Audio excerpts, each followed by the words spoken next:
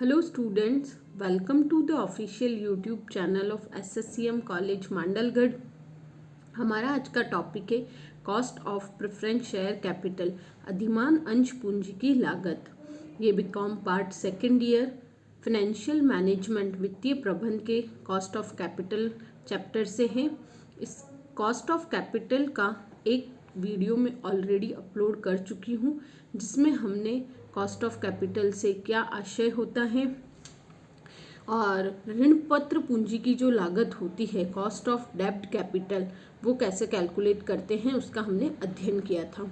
तो cost of capital क्या होती है? जो कंपनी के जो पूंजी स्रोत होते हैं, हम दूसरे शब्दों में कहें तो ये पूंजी की लागत न होकर एक न्यूनतम प्रत्याय दर होती है जो कंपनी को अपने विनियोगों पर अर्जित करनी चाहिए, ताकि जो कंपनी के बाजार मूल्य है, कंपनी के अंशों का बाजार मूल्य है, उसको स्थिर बनाए रखा जा सके और जो निवेशक हैं जिन्होंने कंपनी में निवेश किया है उनका भी विश्वास बना रहे।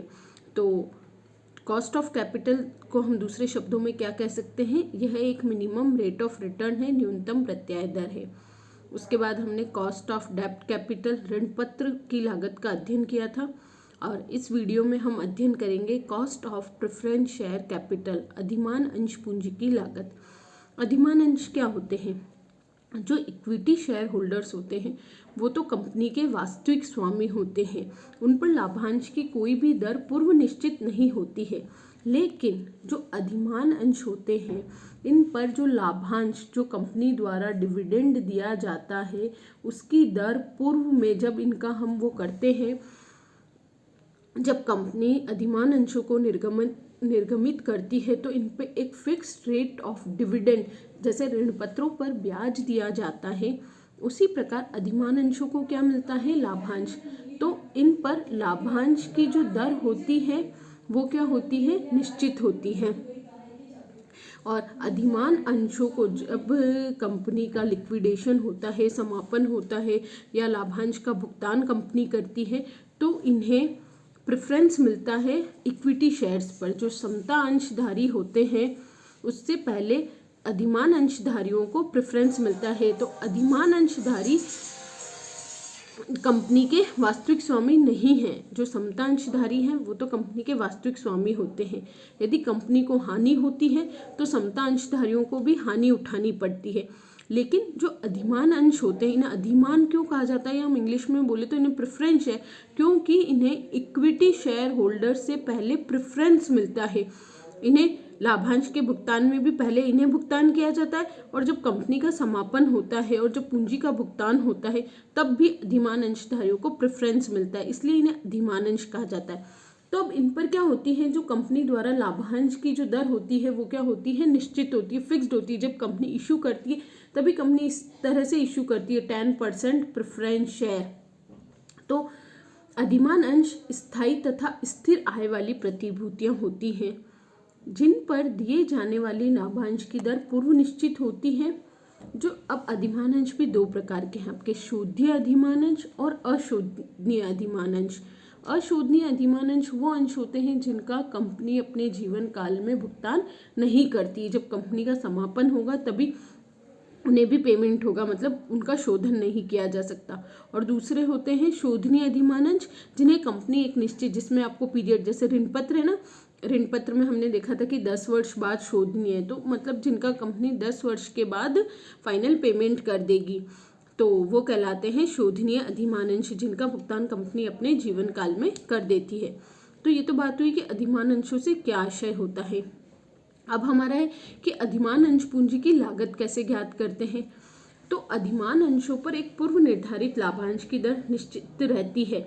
जैसे ऋण पत्रों में हम ब्याज की दर निश्चित होती थी कि 8% डिबेंचर, यानी जो आगे 8% था वो क्या हम शो कर रहा था कि 8% इन डिबेंचर्स पे ब्याज दिया जाएगा। वैसे ही प्रेफरेंस शेयर की जो लागत होती है वो उन पर दिया जाने वाला लाभांश ही होता है। अब जो अशोधनीय अधिमान अंश है, यानी जिनका कंपनी शोधन नहीं करती है, यद्यपि इन अंशों पर लाभांश भुगतान करना कंपनी का दायित्व नहीं होता, जैसा कि ऋण पत्रों की दशा में होता है, फिर भी इनका निर्गमन तब तक नहीं किया जा सकता जब तक कि कंपनी लाभांश की दर निश्चित न कर दे। अतः अंशधारियों द्वारा अपेक्षित लाभांश ही इनकी लागत है। अशोधनीय अधिमान अंशों की दशा में, ये जो हम बोल रहे हैं इररिडीमेबल, इंग्लिश में मैं बोलूँ तो इररिडीमेबल, अशोधनीय अधिमान अंशों की दशा में इन अंशों से उदय होने वाले वार्षिक लाभ को इनके निर्गमन से प्राप्त होने वाली शुद्ध राशि से संबंध स्थापित करके ज्ञात की जाती है। यानी अशोधनीय अधिमान अंशों की जो लागत होती है वो कैसे ज्ञात की जाती है? जैसे हम कॉस्ट ऑफ डेब्ट कैपिटल को केडी से व्यक्त करते थे, इसे के कैपिटल और स्मॉल पी केपी से व्यक्त किया जाता है। इसका मतलब है cost of preference share capital. इसका फॉर्मूला है DPS divided by net proceeds multiplied by 100। DPS से यहाँ आशय है dividend per share. Net proceeds जो हमने ऋण पत्र पूंजी की लागत में एनपी कैसे कैलकुलेट करते हैं, शुद्ध प्राप्त राशि नेट प्रोसीड्स, इसका मैं ऑलरेडी एक वीडियो अपलोड कर चुकी हूँ। यदि आपने पहले वो वीडियो नहीं देखा है तो आप पहले वो वीडियो देखिए जिसमें हमने एनपी कैलकुलेट करना सीखा था। तो मैं एक बार थोड़ा सा शॉर्ट में वापस रिपीट कर देती हूँ। नेट प्रोसीड्स कैसे कैलकुलेट करते हैं? नेट प्रोसीड्स जो कंपनी है वो अपने अंशों का निर्गमन 3 प्रकार से कर सकती है। या तो सम मूल्य पे करेगी तो जो नेट प्रोसीड्स होगा वो क्या हो जाएगी? आपकी फेस वैल्यू। और यदि कंपनी अपने अंशों का अब जो भी नेट प्रोसीड्स होती है उसमें से हम क्या माइनस करते हैं? निर्गमन लागत। जो अंशों के निर्गमन पर जो खर्चा होता है जिसे निर्गमन लागत या फ्लोटेशन कॉस्ट कहा जाता है, उसे हम क्या कर देते हैं? माइनस कर देते हैं। तो फेस वैल्यू माना कि एक अंश 100 रुपये का है, उस पर 2 रुपये फ्लोटेशन कॉस्ट लगी, तो आपका नेट प्रोसीड्स कितना हो गया? 98। अब यही बेसिक फॉर्मूला है। अब यदि कंपनी अपने अंशों का प्रीमियम पर निर्गमन करती है, प्रीमियम माना कि 100 रुपये का अंश है, कंपनी 2 रुपये प्रीमियम पर निर्गमित करी, तो प्रीमियम हमेशा जुड़ जाएगा, माइनस हो जाएगी आपकी फ्लोटेशन कॉस्ट जो भी होगी। माना कि 1 रुपये है तो ये आपकी 1 रुपये माइनस हो जाएगी। और जब कंपनी अपने अंशों का निर्गमन बट्टे पर करती है तो बट्टा क्या होता है? माइनस होता है, और माइनस फ्लोटेशन कॉस्ट। यानी आपको सम मूल्य में से निर्गमन लागत तो घटानी ही है, और यदि प्रीमियम पर निर्गमित किया जा रहा है तो हम प्रीमियम को ऐड कर देंगे, और बट्टे पर निर्गमित किया जा रहा है तो हम बट्टे को माइनस कर देंगे। तो इस तरह हम कैलकुलेट करते हैं एनपी। आइए एक एग्जांपल देखते हैं। एक कंपनी 11% 100 रुपये मूल्य का एक अधिमान अंश सम मूल्य पर जारी कर रही है। अब कंपनी अंशों का निर्गमन किस पे कर रही है? सम मूल्य पर, न प्रीमियम न बट्टे पर। निर्गमन व्यय 2 रुपये प्रति अंश है, यानी फ्लोटेशन कॉस्ट कितनी है आपकी? 2 रुपीज़। अधिमान अंश पूंजी की लागत ज्ञात कीजिए। जब भी क्वेश्चन में आपको ईयर्स नहीं दिए गए हैं कि इतने वर्ष बाद शोधनीय है, तो इससे ही हमें आइडिया हो जाता है कि क्वेश्चन किसका? अशोधनीय अधिमान अंशों का। फॉर्मूला क्या था हमारा? DPS divided by net proceeds. तो डिविडेंड पर शेयर कितना? 11%, तो हमने यहाँ 11 ले लिया, मतलब 100 का 11% कितना हुआ? 11। सम मूल्य जो, अब ये कैसे कैलकुलेट होता है? सम मूल्य माइनस निर्गमन लागत, 100 माइनस 2 कितना आ गया आपका? डीपीएस था 11, नेट प्रोसीड्स आ गई 98, तो 11 डिवाइडेड बाय 98 मल्टीप्लाइड बाय 100, आपका आंसर आ गया 11.22%। अब ये जो हमने 11.22% या जो हम केपी कैलकुलेट करते हैं, यह हमेशा कर पश्चात होती है। ऋण पत्र में जब हम ज्ञात कर रहे थे तो वो बिफोर टैक्स थी, और हमने ऋण पत्र की लागतों को आफ्टर टैक्स में कन्वर्ट किया था।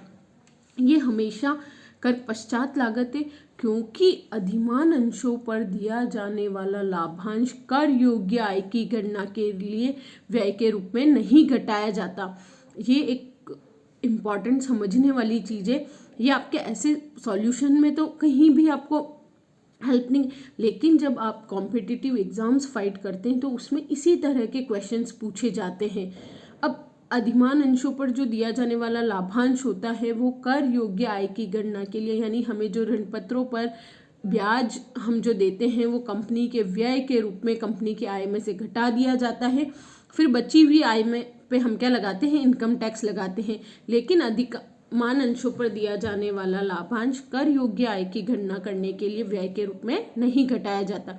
अतः वास्तविक लागत ज्ञात करने के लिए सबसे पहले हम कर के पश्चात ज्ञात करते हैं, फिर कर पूर्व। तो KP after tax divided by 1 minus T, वहाँ हमें बिफोर ये आफ्टर टैक्स थी तो इसको बिफोर टैक्स में करना है तो हम डिवाइड कर देंगे। और जब हमने KD का पढ़ा था तो KD हमेशा किस में कैलकुलेट हो रही थी, आफ्टर टैक्स। फिर हमें उसे बिफोर टैक्स में बदलने के लिए क्या किया था, KD बिफोर टैक्स मल्टीप्लाइड किया था हमने 1 माइनस टैक्स रेट से।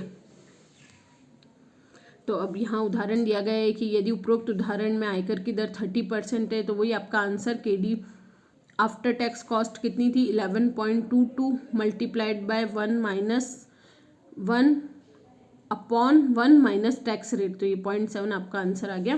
कर से पूर्व अधिमान अंश की ये लागत है और जो हम फॉर्मूले से कैलकुलेट करते हैं वो हमेशा क्या होती है, आफ्टर टैक्स होती है। नेक्स्ट एग्जाम्पल देखिए, एक कंपनी 100 रुपये वाले यानी आपकी फेस वैल्यू या सम मूल्य क्या हो गया 100 रुपये, 9% 1000 अधिमान अंश निर्गमित करना चाहती है। कंपनी के व्यय इस प्रकार हैं, अभिगोपन मतलब जो निर्गमन व्यय है 2%, कंपनी को दलाली 0.5% और छपाई आदि 500 रुपये है। पूंजी लागत ज्ञात कीजिए। अब हमें तीनों ऑप्शन है, समूल्य पर करनी है यदि कंपनी अपने अंशों का निर्गमन बट्टे पर करती है, और यदि कंपनी अपने अंशों का निर्गमन 6 रुपये प्रति अंश प्रीमियम पर करती है। और आपको टैक्स रेट कितनी गिवन है, 30%। फॉर्मूला यहाँ ईयर नहीं दे रखे हैं तो हमारा KP कैलकुलेट करने का क्या फॉर्मूला हो जाएगा, आपको फॉर्मूला बहुत इजी है, dividend per share divided by net proceeds multiplied by 100। तो कॉस्ट ऑफ कैपिटल यहाँ देखिए, dividend per share divided by net proceeds into 100। अब यहाँ पे आपका जो सम मूल्य है वो कितना है, 100 रुपये है। तो अब देखो दो ऑप्शन होते हैं, यदि हमें थोड़ी लॉन्ग कैलकुलेशन है, अब दोनों ही कैलकुलेशन से आंसर सेम आएगा। अब जैसे एक अंश 100 रुपये का है और कंपनी ने कितने, तो आप 100 मल्टीप्लाई 1000 करेंगे तो आपका जो कैलकुलेशन होगी वो बहुत ज़्यादा बढ़ जाएगी। तो हम समूल्य से भी कर सकते हैं, एक अंश से भी कर सकते हैं। एक कंपनी के एक अंश का मूल्य कितना है, 100 रुपये। अब इस पर ब्याज कितना है, 9%, सॉरी ब्याज नहीं लाभांश, तो 100 का 9% 9 रुपये, तो आपके क्या हो गया, लाभांश हो गया। उसके बाद हमें चाहिए नेट प्रोसीड्स। फर्स्ट क्वेश्चन में नेट प्रोसीड्स क्या है, सम मूल्य पे ही है। तो अब इसमें से हमें खर्चे घटाने हैं। अभिगोपन है 2%, तो 100 का 2% 2 आ गया, 100 का 0.5 आ गया, और ये भी देखो 500 है तो 500 1000 शेयर का है तो एक शेयर का कितना हुआ 500। तो ये आपके तीन, देखो ये जो 500 है वो 1000 शेयर्स का है, तो आप 500 डिवाइडेड बाय 1000 करेंगे तो वो भी क्या आ जाएगी, 0.5 आ जाएगी।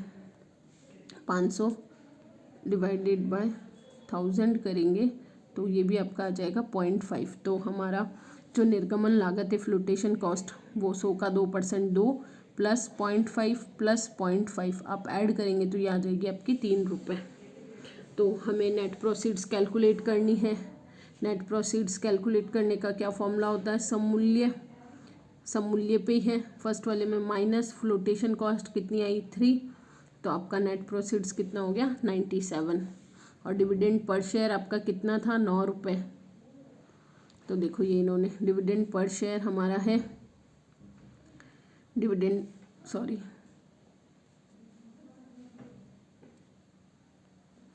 आपका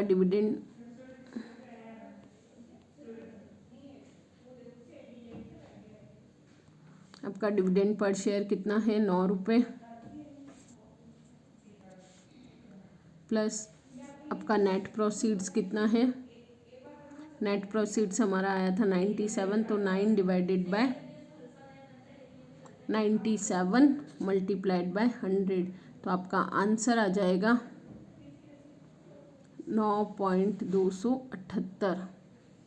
और अब मुझे KP आफ्टर टैक्स चाहिए, तो 9.278 multiplied by 1 upon 1 minus tax rate आपको 30% दे रखी, तो 1 माइनस 0.30 कैसे आया, 30% है तो 30 डिवाइडेड बाय 100 तो वो आ गया 0.30, तो 1 माइनस 0.30 क्या, तो 0.7 तो पहले तो आप इसको सॉल्व कर लीजिए या इधर से इधर मल्टीप्लाई करके आपका आंसर आ जाएगा। आप कैलकुलेटर से कैलकुलेशन कर लीजिएगा, आपका आंसर आएगा। तो केपी हमारा आफ्टर टैक्स, तो इसको सॉल्व करने पर आ रहा था 9.278 और केपी हमारा बिफोर टैक्स आ गया 13.254।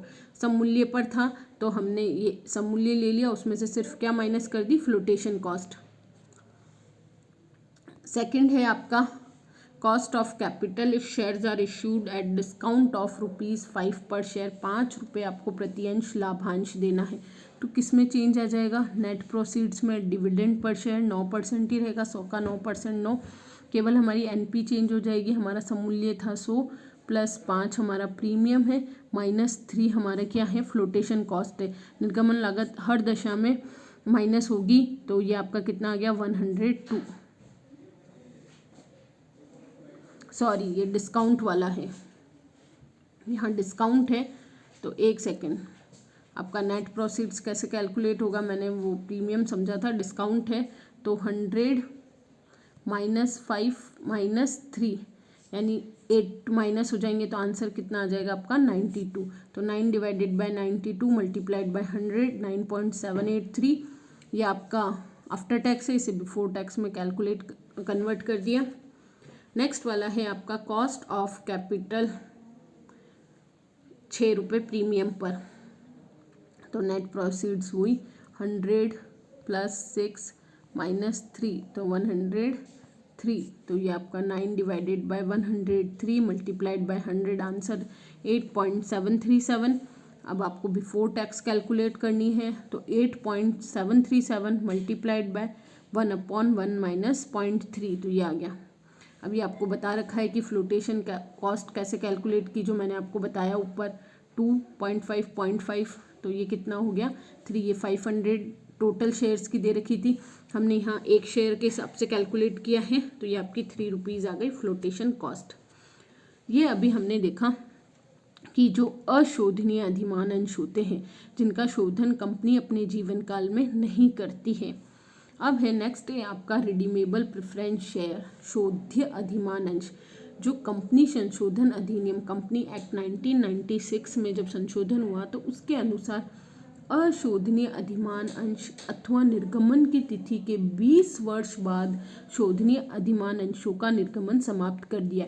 यानी कंपनी अशोधनीय अधिमान अंश जारी नहीं कर सकती और ना ही ऐसे अंश जारी कर सकती है जिनका शोधन 20 वर्ष बाद हो। यानी कंपनी 20 वर्ष तक की ही अधिकतम अवधि रख सकती है शोधनीय अधिमान अंशों के शोधन की। तो कंपनी अशोधनीय अधिमान अंश जारी नहीं कर सकती है और निर्गमन की तिथि के 20 वर्ष बाद भी जो शोधनीय होते हैं उनके निर्गमन को भी कंपनी एक्ट 1996 में संशोधन करके समाप्त कर दिया गया है। तो अब हमारे क्या है अशोधनीय अधिमान अंश। अब अशोधनीय अधिमान अंशों की जो लागत होती है, अंश पूंजी की लागत, ऋण पत्रों की लागत की भांति ही ज्ञात की जाती है। ऋण पत्र वाला कॉस्ट ऑफ डेब्ट कैपिटल का मैं ऑलरेडी एक वीडियो अपलोड कर चुकी हूँ, जिसमें मैंने डिटेल में आपको ये फॉर्मूला समझाया है। हमें केवल उस फॉर्मूले में ये चेंज है कि आर के स्थान पर डी का, जो हम के डी कैलकुलेट करते हैं वहाँ पर डी के स्थान पे क्या आ रहा था, आर, रेट ऑफ इंटरेस्ट, और हमारे यहाँ क्या आती है, रेट ऑफ डिविडेंड, यानी लाभांश की राशि। तो इसका वही सेम फॉर्मूला है, KP = D plus MV. MV मैं पहले भी बता चुकी हूँ, मैच्योरिटी वैल्यू, भुगतान तिथि पर देय राशि। तो या तो हम सममूल्य पे करते हैं, भुगतान आप किस पे करते हैं, सममूल्य पे, यानी ₹100 का अंश है और वापस आप भुगतान किस पे कर देंगे, सममूल्य पे ही, ₹100। या फिर भुगतान किस पर होता है, हमारा प्रीमियम पर। या तो हम सममूल्य पर करते हैं या हम भुगतान किस पर करते हैं, प्रीमियम पर करते हैं। तो कभी भी भुगतान बट्टे पर नहीं किया जा सकता है। तो प्रीमियम यानी सममूल्य प्लस प्रीमियम हो जाता है। तो ये तो आपका हो गया एमवी। नेट प्रोसीड्स अभी हमने ऊपर देखा ही कैसे कैलकुलेट करते हैं। ये जो एन है वो नंबर ऑफ ईयर्स, कितने ईयर बाद शोधनीय, 10 वर्ष बाद। और जो डी है आपके लाभांश की दर है upon MV plus NP divide by 2 multiplied by 100। आपका केपी और केडी दोनों का सेम फॉर्मूला है, बस आर की जगह आपको डी का उपयोग करना है। केपी अधिमान अंश पूंजी की लागत, एमवी अधिमान अंशों का परिपक्वता मूल्य, एनपी प्राप्त शुद्ध राशि, एन परिपक्वता अवधि और डी है आपका वार्षिक लाभांश का भुगतान। अब अधिमान अंश पूंजी की जो लागत होती है वो हमेशा कर के बाद ही ज्ञात होती है, क्योंकि अधिमान अंश पूंजी की लागत में कर के लिए समायोजन नहीं किया जाता। क्यों नहीं किया जाता? क्योंकि ये लाभों के विरुद्ध चार्ज न होकर लाभों का नियोजन है। अब इसको कैसे कैलकुलेट करते हैं, आपको एक एग्जांपल दिया हुआ है। वाई लिमिटेड 100 रुपये वाले 50,000 10% अधिमान अंशों को समूल्य पर जारी करती है, यानी 10% क्या हो गया आपके डीपीएस। 100 का 10% 10, यानी डीपीएस नहीं बोले हम, ये शोधनीय है, तो डी बराबर हो गया आपका 10, जिनका शोधन 10 वर्ष पश्चात, यानी यहाँ पे एन बराबर भी आपका क्या आ गया 10 वर्ष पश्चात। अब शोधन, अब आप ये ध्यान रखना कि निर्गमन उस पर नहीं किया जा रहा है, निर्गमन एनपी में नहीं जुड़ेगा ये प्रीमियम, क्योंकि कंपनी अंशों का निर्गमन प्रीमियम पर नहीं कर रही है। कंपनी क्या कर रही है? अंशों का शोधन प्रीमियम पर कर रही है।